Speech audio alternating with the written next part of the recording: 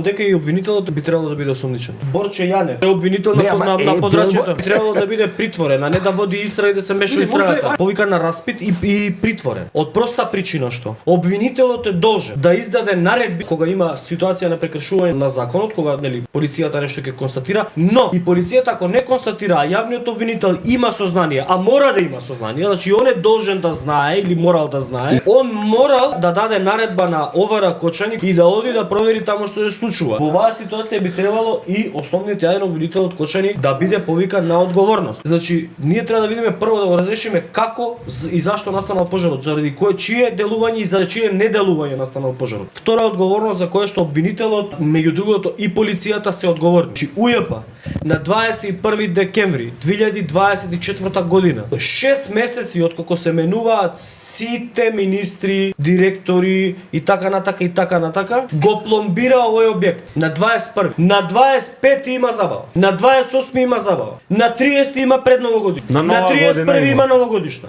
Тој објект, иако пломбиран, почнал да работи. Обвинителот бил должен да знае дека тој почнал да работи и да превземе мерки за санкционирање. МВР знае дека тој објект е пломбиран и биле должни да превземат санкции. Локалната канцеларија на УЈП знаела, бидејќи локална канцеларија го затворила, морала да превземе мерки. Државниот пазарен инспектор морале да превземат мерки и тоа би било превенција на овој настан. Никој од овие не изреагирал на ниеден начин.